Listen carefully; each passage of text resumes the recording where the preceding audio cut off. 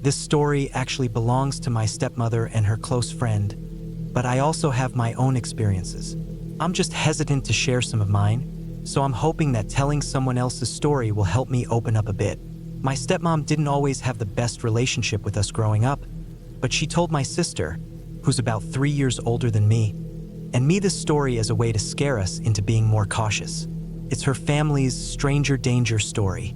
We'll call my stepmom Linda. She grew up somewhat privileged in the 1970s, and her family moved from England to the US when she was around 9. They lived in a pretty affluent area, and Linda went to a nice high school there.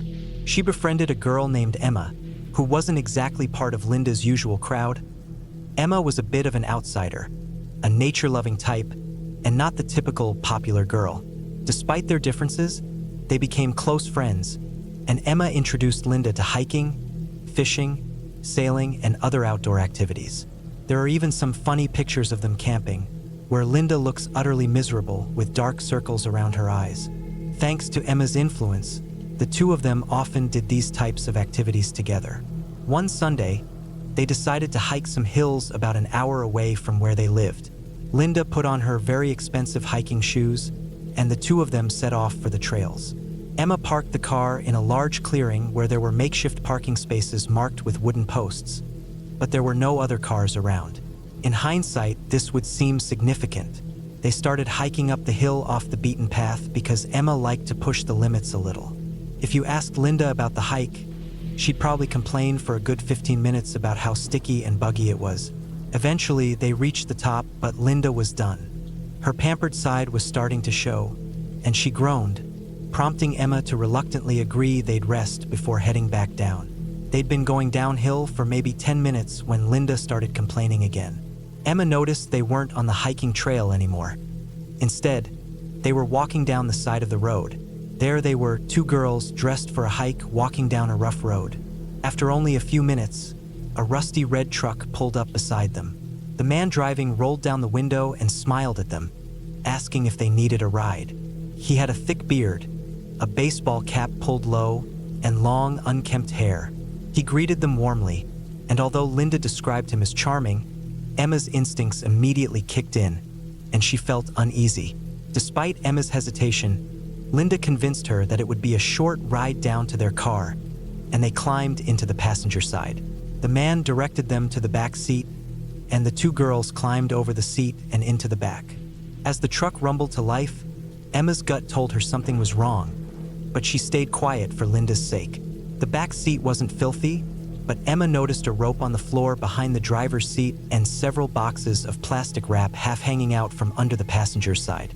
It seemed odd, but Emma didn't want to freak out Linda, so she kept quiet. After about 10 minutes of driving, they were deep in the woods, and Emma began to grow more anxious. She asked how much longer it would take, and the driver replied that he was taking a different route down and needed to stop somewhere to pick something up first. By now, Emma was really starting to get uneasy. He was youngish, broad-shouldered, and a foot taller than both of them, but he looked disheveled. His hair was tangled, and there was mud crusted on his collar. Emma was trying to make sense of the situation, but the more she observed, the more frightened she became. Still, neither of them said anything. After several more minutes, they reached a small cabin or shack in a clearing, surrounded by trees. Nearby, an old stump and a large axe were visible, giving the place a strange, unsettling vibe. The man turned off the engine, got out of the truck, and told them not to leave the vehicle as he went inside. Linda was dismissive of Emma's growing discomfort, but Emma felt like something was terribly wrong. After some pleading, Emma convinced Linda to leave the truck and walk around to the front of the vehicle. The cabin was about 50 yards away, and Emma was trying to make sense of why the man would leave them alone in the truck if he was genuinely just giving them a ride. Linda, with her strict upbringing about manners, felt awkward about leaving but started to head back to the truck to get inside. When Emma followed her, she noticed something horrifying. On the floor under the driver's seat, half hidden, was a large hatchet, stained with dark red-brown spots. Linda, now visibly shaken, started to panic. The two girls quickly made the decision to flee. They bolted into the trees and stumbled through the woods for what felt like an eternity. Eventually, Emma figured they were heading back down the hill. Linda was crying, and Emma tried to calm her, but both were terrified. When they finally reached the bottom and saw the wooden fence around the original parking area, they were relieved. But as they got closer, they saw the truck, parked just on the other side of the gravel clearing, facing the opposite direction. They couldn't tell if anyone was inside, but Linda was ready to run to the car. Emma hesitated, insisting they wait before running out in the open. There were no cell phones in those days, no rangers or patrols nearby, and they had no idea what might happen if they ran across the lot. Emma managed to talk Linda down, and the two of them crouched behind a large tree, hiding in the shadows of bushes and other trees, waiting for what felt like hours. As dusk began to fall, Linda grew more anxious, and the sounds of animals began to fill the air. Just as Emma was preparing to make a dash for the car, they heard a noise from across the parking lot. One of the back doors of their car swung open, and the bearded man climbed out of the back seat. He looked around for several moments, then returned to his truck, which drove past their car and disappeared into the woods. After waiting a few more minutes to make sure he was really gone, the girls ran to their car, jumped in, and sped off as fast as they could, not even bothering to shut the doors properly until they were far away.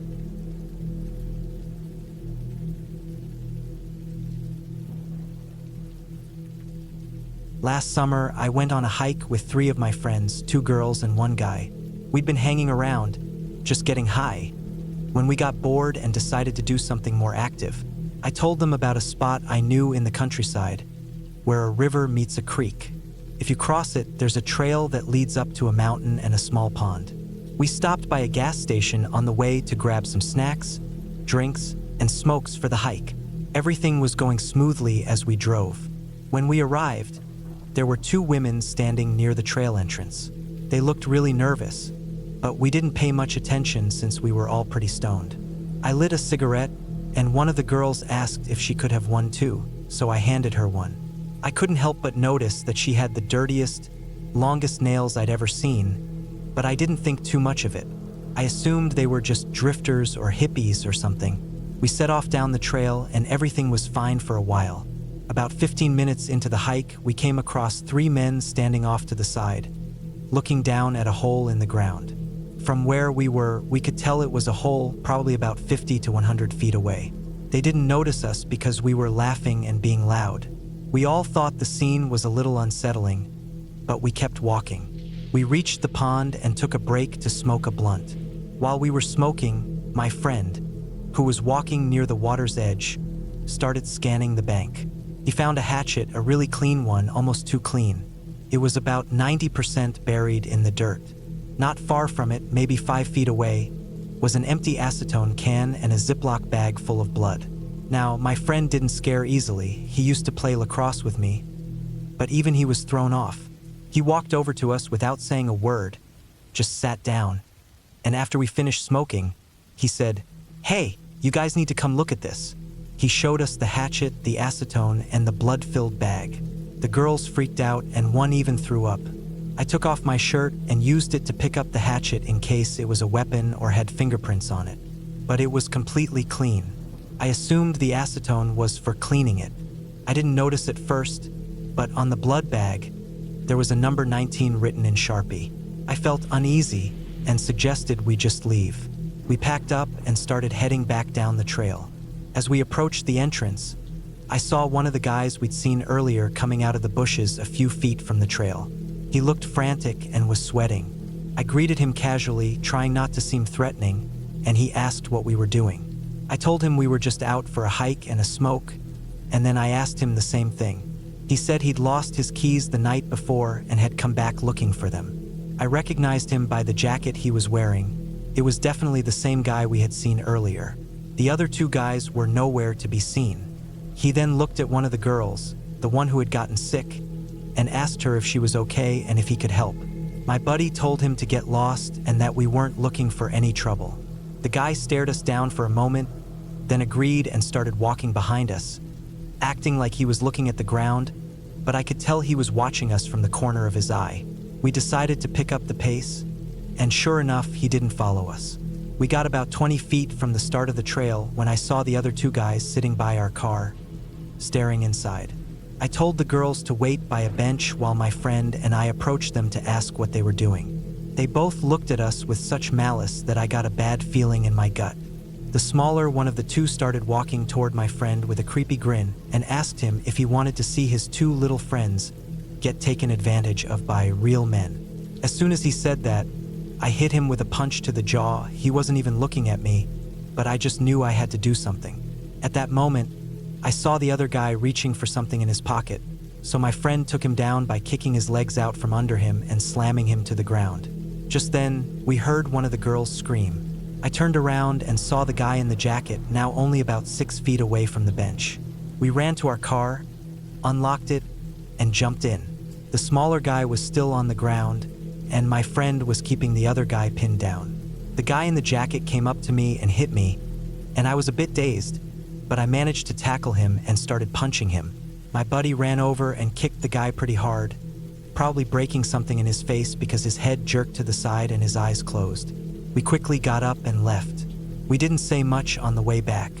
3 days later, one of the girls called me to say that 2 kids from the local elementary school had gone missing the same day we were out there. They lived just a few miles from the hiking spot. We all agreed that if we went to the police, they would probably turn things around on us, so we didn't report anything. I don't know if this is just a creepy story to you, or if it sounds like a hero moment, but I was seriously freaked out. If I hadn't hit that first guy, who knows what might have happened to the girls.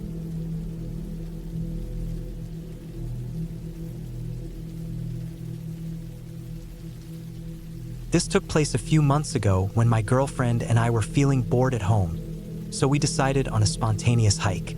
We don't usually hike, but the idea seemed fun, and even though there was only about an hour of daylight left, we thought we could make it work before it got too dark. We quickly grabbed our water bottles, threw on the best shoes we had for walking, and headed out the door. We drove up into the mountains near where I live, where there are a lot of different hiking trails. As you go higher up, the trails get more varied, but we typically stick to the lower sections near the base.